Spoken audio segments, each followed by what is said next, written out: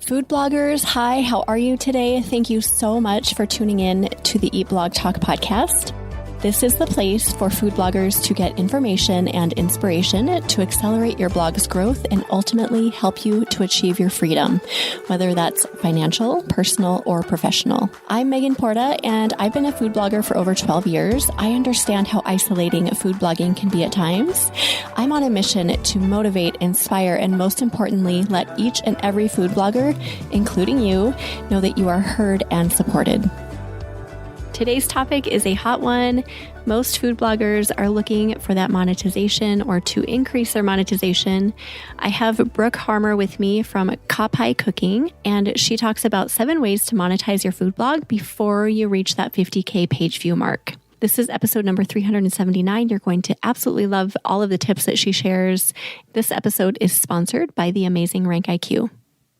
Hey, awesome food bloggers. Before we dig into this episode, I have a really quick favor to ask you. Go to your favorite podcast player, go to Eat Blog Talk, scroll down to the bottom where you see the ratings and review section. Leave Eat Blog Talk a 5-star rating if you love this podcast and leave a great review. This will only benefit this podcast. It adds value, and I so very much appreciate your efforts with this. Thank you so much for doing this. Okay, now on to the episode.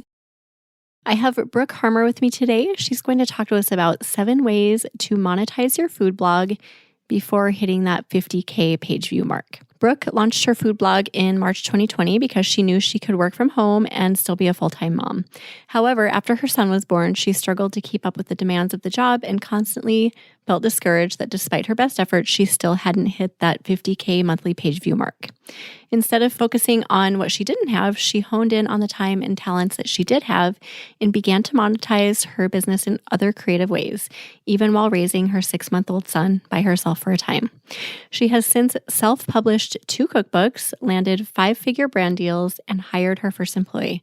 Brooke, that is all so amazing. Can't wait to dig into that a little bit more. But what fun fact do you have to share with us? So this one's a little bit obscure, but I would try to think of something that no one's ever said before. My fun fact is that I keep a running list of emergency karaoke songs on my phone. Are you a frequent karaokeer? I'm not, but I've had one time when I was on a cruise where my friends begged me to do karaoke, and I was so terrified that I was going to sound horrible and that I was going to pick a bad song. And so ever since that time, I was like, I will always be prepared if someone calls me on the spot to do karaoke. So I've got like 10 songs on my phone that I feel confident singing if someone needed me to do karaoke. Okay, so what are top 2? Oh boy, top 2. I'd probably say If I Ain't Got You by Alicia Keys or When I Was Your Man by Bruno Mars. Oh, ones I would not have thought of, but yeah, you're prepared. Yeah. You got this. So one day we'll do karaoke together. Oh my God, I'm the worst singer. I probably shouldn't ever offer that, but yeah, if we're ever together, I suppose we have to do it now. Hey, strength in numbers, right? We'll both sound good together. Right. Okay, I love your topic because a lot of food bloggers listening are in this boat where they're trying to get to that 50K page view mark to get into an ad network, and they want money in the meantime. So you've got 7 ways to monetize before you can get to that point. But first, Brooke, I would love it if you just talked through your story. I know that you got a degree in marketing and turned into an entrepreneur, and then, some other things followed. So can you just talk through that to kind of set the stage for us? Yeah, for sure. So like most food bloggers that I've talked to anyway, my food blog started out as a hobby. At the time, I was in my last semester of prereqs before applying to one of the most prestigious business programs in the country. And I was extremely overworked and really anxious. I was going to therapy. It was just a really stressful time. And so my husband, very lovingly, sat me down and said, okay, I love you, but something needs to change. Either you need to cut a few things out of your schedule or carve out some time for a hobby, something that doesn't have any responsibilities or grades or money attached to it, something that just makes you happy and takes some stress off your plate. So I decided to create a little food Instagram account that maybe 50 of my friends and family would follow, where I could just post whenever I wanted and, it would just be random dinners that I made up on the fly. Well, then three really big events all happened at the same time that really pushed that hobby into a full-time food blog. The first one was COVID. I started my Instagram account in January 2020 and the world shut down 2 months later. So that was part of it. The second one was my husband and I felt very, very strongly. We just felt really impressed that there was a little baby waiting to join our family. And that decision was about 2 years ahead of schedule. We'd been married for less than a year and didn't want to start having kids until I was done with school, but I was just about to apply to my program. And so I still had 2 years left, and I was not interested in being a full-time student and a full-time mom at the same time. That just sounded way too hard. So we're like, okay, well, if we do want to have a baby, then what am I going to do with school? And what am I going to do with my career if I don't graduate from college? And then the third event was I had stumbled upon a masterclass from Sarah, the founder of Photography School. And she taught 9 ways to make money as a food photographer and a food blogger. And I was like, people make money doing what I'm doing for free? That's crazy. That is so cool. And so with all of these things kind of happening at the same time and trying to figure out what was best for our family, we decided that I was actually going to drop out of college and turn my food blog into a business and pursue it full time so that we could have our family. It was really scary.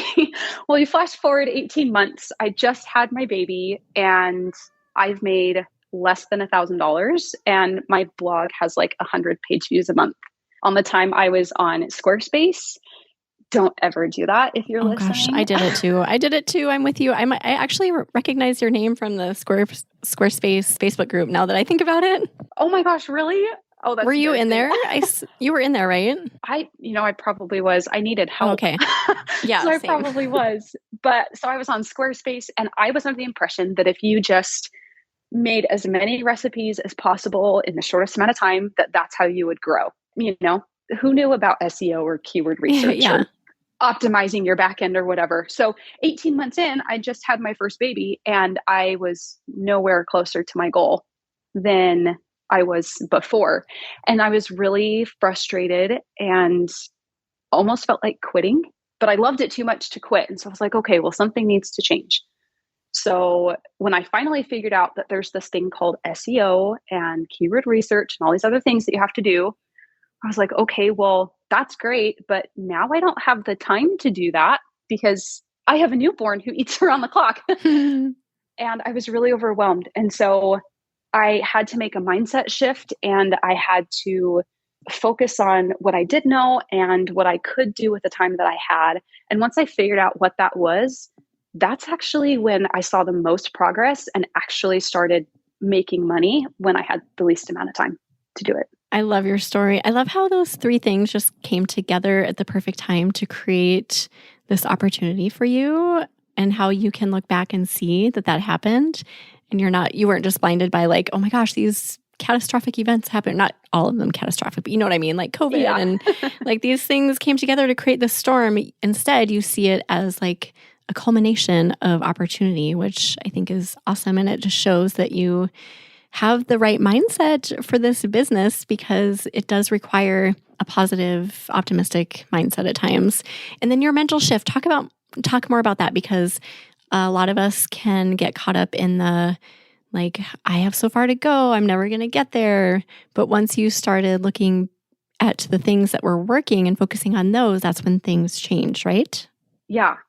So I evaluated what was important to me for those first 18 months. And, I was always focusing on, okay, how many hours did I work this week? How many recipes did I test? It was always numbers. And that was stressing me out, especially now that I had way less time, way less resources. I was like, how can I even hit all these numbers when I don't have all this time? And so I took a step back and I said, okay, well, numbers are obviously important and that's a really easy way to measure progress. But maybe right now, what I need to do is focus more on the qualitative parts of my business rather than the quantitative and try and establish a groundwork and a framework that's built on habits that can be measured qualitatively so that once I get those figured out, then I can start focusing on the numbers. So my mindset instead of being like, how many hours a week did I work? It was, did I work on my business today? Something as simple as, did I listen to a podcast? Did I, do a part of my online course? Did I practice my photography? Did I test a recipe? Did I do keyword research? It wasn't how much, it was just, did I do it? And that made it so much more approachable. And it made me feel like, okay, like if all I did today was listen to a podcast while I nursed my baby and washed the dishes, then I did something to help me move forward. And it just made all the difference. Yeah, because the opposite is focusing on that gap that is lack, right? That you're not achieving, that you're not getting, that you can't reach, that you're not reaching yet. And I feel like all that does is create this storm of frustration and disappointment and discouragement. But when you're focusing on what you've done, even if it's just the simple act of listening to a podcast, then that sets this like magic momentum going, which it sounds like you tapped into pretty quickly after that. Yeah. Yeah, it really helped me. Once I got those habits in place, it wasn't like, okay, I have to send 3 emails a week. It was, I will send out an email every time I get a recipe published. Even if that's just once this month, I will make sure to send out an email if that recipe is published. And once I got those habits in place, then I could turn to these 7 different ways to make money before I hit that magic 50,000 page views, because I had now built a new foundation of principles and habits that were sustainable even with my new crazy busy schedule. And it freed up some mental space for me to focus on numbers, right? Because if it's a habit, you don't have to think about it. So once those habits are set in stone, then you have all of this mental energy to actually focus on the numbers that will help you move faster. You are speaking my language, Brooke. I love this so much. I think this is like the foundation of success, no matter what your goals are in food blogging, whether it is to monetize or if it's something else. You've got to get those habits and just your mindset right before you work on anything if you want to have a sustainable business that you're not stressing over. So you are, yes, this is right up my alley. I love this. So are you ready to talk about your 7 ways to monetize prior to getting those 50K page views? Yes, let's jump into it. All right. What's number 1? So number 1 is the easiest on the list. And I actually organized these from easiest to hardest, easiest being least amount of experience, least amount of time, lowest barrier to entry, things like that. So the first tip is affiliate marketing. And there's a couple different ways that you can go about it. But the reason affiliate marketing is so great is because we're already having to buy things for our business, right? Whether it's our favorite chocolate chips or an Instant Pot or a turntable to decorate our cakes, whatever it is, there's so many different things that we have to buy to make our recipes possible. And it makes it so much easier to organically incorporate that into the copy in our blog post or the recipe card or our email list, because people are going to be making the recipes that we make. So we might as well tell them what we needed to make it. And then it's a really simple sale from there. So some of the programs that I love are the Amazon affiliate program. I honestly don't know anybody that doesn't shop on Amazon. Yeah. Do you, Megan? Too often. Yeah, exactly. So everyone's on Amazon. So that's a really simple one. And I haven't done it in a long time, but I don't think that there's like a lot of credentials, for social media or page views or things like that to become an affiliate. So that one's pretty simple. Another one is Like It to Know It. You're probably familiar with that in more the fashion industry where, fashion influencers will link their entire outfit on Like It to Know It and you can shop there. But for food bloggers, we shop at Target, we shop at Crate and Barrel and Home Goods and all these other places that aren't Amazon. And Like It to Know It is a simple way to still earn affiliate commission off of those purchases. And then lastly is being an affiliate for your favorite brands or companies or services. So for example, I'm an affiliate with Foodtography School, the course that taught me everything about food photography and being a blogger. So for anyone who's listening, if you're interested in taking your photography to the next level or learning how to do amazing reels and TikToks on social media or pitching to brands, Sarah does it all. And you can use my code KAPAI for 15% off her entire website. So that's an example of being an affiliate with a brand and trying to make sales that way. I love this point that you made it the easiest one because like Amazon affiliate, you don't earn a ton of commission unless you have a ton of page views typically, but at least it's something. At least you're getting something in. And I think that's your whole message is that get a little bit of cash into your business so that you see those positive numbers, even if it's just $10, $100, $500, whatever. So that gives you the motivation to keep going and striving for other ways to make money, right?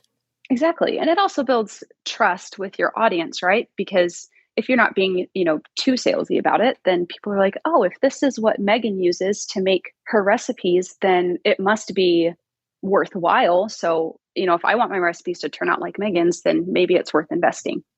Yeah, it increases your EAT too, because if you're focusing on those products and services that really align with you and what you believe in and what your niche is, then that is only going to, boost all of that good stuff. Exactly.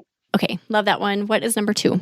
Number 2 is email marketing. And while this one doesn't necessarily make you money right away, I've heard it from so many different places that if there's one way you want to make money as a business, no matter what your niche is, it's to have an email list because it's the one thing that you do own, right? We don't own our Instagram followers. We don't own our TikTok followers. We don't even own our Pinterest traffic, right? So by creating an email list, you are getting a very specific group of people that are dedicated to your brand because they said, yes, I will allow you into my inbox. That's a very special place, right? We don't let anybody get our email. So you're technically 50% of the way there already just by getting their email. And then it's that much easier to make sales on affiliate links or any digital products that you sell, or maybe you have a cookbook that's being published by Barnes & Noble or whatever. And it's an easy way to drive sales that way because they're already invested in your business to begin with. This is one that I feel like food bloggers discount for a while when they get started. I did this when I started. I was like, how important can that be, getting subscribers? And if I could go back, I would do that differently because those subscribers are like gold because like you said, it's like a really special, intimate way to communicate with people. So yeah, just don't discount the power of that. Yes. And don't quote me on this, but I have heard a couple birds tweeting here and there in our space that some brands are thinking about pulling their marketing dollars from social media and investing it in sponsored email work. So don't quote me on if it doesn't happen, but I've heard it a couple different places and, I'd rather be ahead of the game than not. So if that's the case, then email list is going to be a new thing in the coming years. Yeah. Yeah. I wouldn't be surprised if that happened at all. Okay. What is number 3, Brooke? So number 3 and number 4 actually kind of go together. It's sponsored work and freelance work. They both require you to partner with a brand, but there's a couple key differences. Sponsored work, you basically do everything from start to finish. So let's say if it's for a recipe, you create the recipe, you test the recipe, you photograph the recipe, you have to do the keyword research and write the blog post, send all the images over, publish the blog post, and then you also have to do all of the marketing. So the Pinterest, the Instagram, the TikTok, whatever it is in your package. And while that is a lot more work, it's also a lot more money, and you can turn it long-term if the brand really likes working with you. So this is a really great way to make a decent chunk of change in one go. And also, continue with that affiliate and building trust with your audience and saying, this is a brand that I really, really love. And I love them so much that I'm working with them to create recipes for you. So it increases that EAT that we talked about. And it's a significant chunk of change in your pocket. So it's not my favorite because of all of the work that goes into it, but it is a good way to do it. Yeah, especially if you want cash fast, right, in your business. I think it's a great option. Are you ready to learn, grow, and build relationships in person in 2023?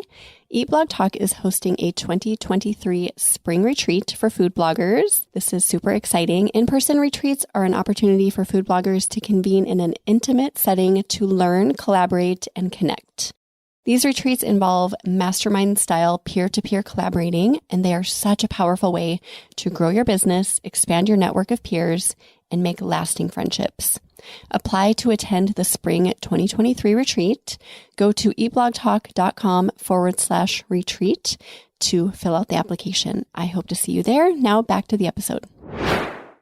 And then with freelance work, strategy number 4, this one is kind of the same thing where you partner with a brand, but you basically are only doing one aspect of that whole project. And the nice thing is that depending on what your skills are, you get to choose what that thing is. So for me, it's photography. That's my favorite part. That's what I'm really good at. And so I'll partner with brands and just photograph things for them, whether it's a recipe they've created or a product that they have. And I just do the photo shoot and send the images over and I'm done. And while it doesn't necessarily make as much money as sponsored work because there's less work involved, at least for me, I can knock out 3 or 4 photo shoots in one day. And so I feel like I can get more done in a shorter amount of time.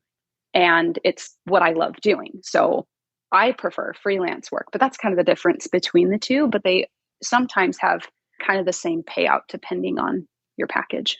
Also, freelance work could mean doing work for other bloggers, correct? Like photography you could do for Blogger, videography, etc.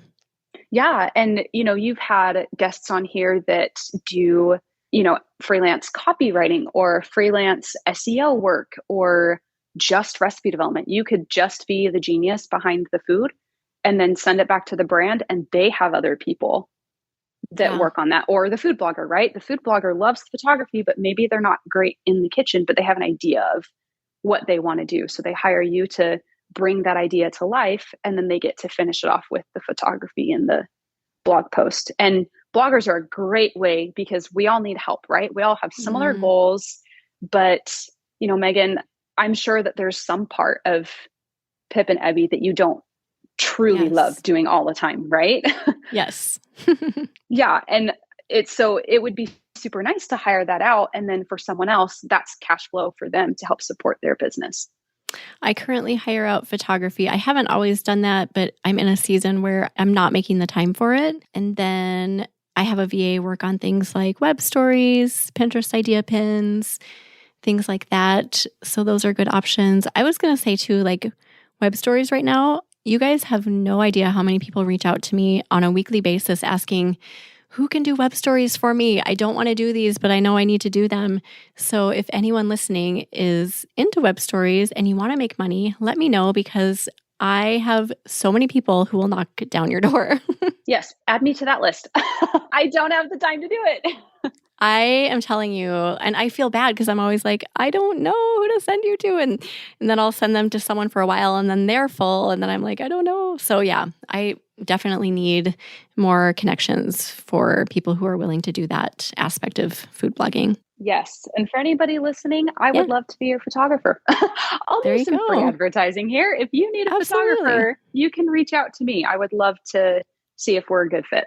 Yeah. And sometimes all you need to hear is that, like an offer. I'm looking for this business and I love to do it. So glad you put that out there. What is number 5, Brooke? Number 5 is speaking. And this one's a little bit different because most of the time it's free because it depends on what it is, right? So like right now, I'm talking to you on the Eat Blog Talk podcast. So that's an example of speaking. And while I'm not being paid to be on here, there's a boost in domain authority, there's a boost in networking, and all these different things that come from being on a podcast, right? So you could be on a podcast, you could speak at a wellness retreat. If you're really knowledgeable, like Casey Markey, for example, I'm sure he's spoken at Tastemaker conference, right? Yeah. Yeah. So there's different ways like that. And then, the smaller ways are things like podcasts, radio. I've been interviewed on the radio, and then going on your local TV network. I'm actually doing a TV segment tomorrow, sharing a recipe for the holidays. And that's not paid, but it's exposure and it's building my portfolio so that maybe down the line, there will be a paid opportunity for me to do a speaking event on something that I'm passionate and knowledgeable about. And don't discount this just because it's not paid, because as Brooke mentioned, there are these non-tangible benefits that you can't even really put into words all the time that come along with these opportunities, like the exposure you mentioned, the backlinks that you could get, and the connections you can make that might pay off down the road. So I think this is one of those things where it's like, no, I'm not going to get paid, so I'm saying no. But then you're saying no to all of those kind of hidden little gems that can really help your business. Exactly. I'm sure this is from some famous person. I can't remember who it is, but I was always told it's not what you know, it's who you know.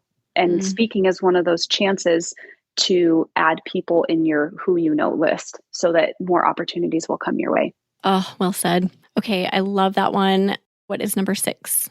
Number 6 is digital products. And I originally said ebooks, but I'm going to kind of branch out and say just digital products in general. This could be anything from a free downloadable guide or checklist on your blog to, a small workbook or even an e-cookbook that, is a compilation of exclusive recipes that you can offer to your audience on your blog, or maybe it's an opt-in offer for your email list. These are a great way to not only like make an easy dollar, but it also boosts your EAT because you're, diving more specific into a specific topic and it's establishing your authority in that thing. I can't remember her name, Megan, but maybe you remember. There was a blogger that came on and she is an expert in vegan cheese. Do you know what I'm talking about? Oh my gosh, I was just going to mention Monica. I wrote a note down. I was like, you have to mention. So yes, Monica is a good friend of mine, Monica Davis. Her episode was number 326. And I was going to say, if you guys are interested in the digital products and ebook route, she is brilliant. So go listen to that. Yes, I remember listening to that episode and being like, yes, she gets it. Yes. Because, she's really good with vegan cheese. And so she's got a whole bunch of, free how-tos and recipes on her blog. But then she really wanted to offer something extra for her really dedicated, really loving followers. And so she created this digital product available for sale where they could really go in depth and learn so much more about vegan cheese than what she was offering on her blog. And it gave her a chance to connect with her audience and get some sales in there and then build that authority of saying, listen, I actually know what I'm talking about. And, you can link to your products in your blog posts and just like interconnect it through all of these different channels and really make it a profitable option. Yes, if you do it well, ebooks can be very lucrative and really solve those pain points that your audience is having on a deeper degree than you can through your blog posts. So love that one as well. And go listen to Monica's episode. It is super inspiring. She just has this unique, amazing strategy that I've never had anyone talk me through the way she has. So if that's on your radar, go listen. Okay, what is your last point, number 7? Number 7 technically fits with the last one because it's a digital product, but it's specifically an online course. And I'm going to start off by saying that online courses aren't for everyone, and you shouldn't create one just because you want some extra money. These take a lot of time, and usually a third-party platform, whether it's a plugin to your WordPress site or just another third-party hosting service to make the back end all possible. But the bonus and the blessing of having a digital course is, again, it increases your authority in a certain topic. It gives your audience a chance to really dive deep into something that they want to learn about. And you can usually price these at a much higher price point. So if let's say you really, really love teaching and you feel like just writing a blog post about something doesn't really fill your cup for teaching, but you're really passionate about an aspect of your business, then a digital course might be for you. A good example is Tessa from Handle the Heat. She is a wizard when it comes to cookies and the science of baking. And so she has a live course that you can sign up for that you get to just be right alongside her and learn everything there is to know about cookies and then create your own recipes and walk away with this new amazing knowledge. Really, really love that one. Another example, Megan, I actually thought of you, is if you do one-on-one coaching or group coaching and you want to expand that part of your business, but you don't have more time to do that, then creating a digital course that replaces that live one-on-one or group coaching is the solution to that, so that you can pull your energy somewhere else, but still serve a ton of people in that same service. Yeah. Yeah, I think that's the great thing about courses is that you can go so many different routes. You can do the live variety, like you mentioned. You can do pre-recorded that you put on Teachable. You can do like group coaching. There's so many ways to think around that and get creative with it. And we all like talking about our subjects that we're good at our niches. We love talking about, like you mentioned, the baking and the science of baking. Not many people enjoy talking about that, but if you do, people want to learn and listen. So yeah, absolutely love this one. Anything else on courses? Yeah, I would just say if you're interested in courses, really sit down and figure out what you're passionate about. And if you could sit down and talk about it for 20 or 30 minutes without interruption or without prompts, then you probably have a really good idea of something you could do for a course. And obviously this one takes the most work. That's why it's number 7. So it's not something you could knock out in a month. It'll probably be at least a 6-month project, if not longer. But if you really are passionate about something and you feel like you could talk about it for 30 minutes straight, then maybe that's something you look into and it could really pay off. You could make a really nice amount of money by just doing all the work up front and then leaving it up for sale. I was just looking up episode I recorded with Kaylin Frankie. She does like courses that are really snapshot based. So like really short courses on a really specific topic. Hers happens to be baking, I think cookies.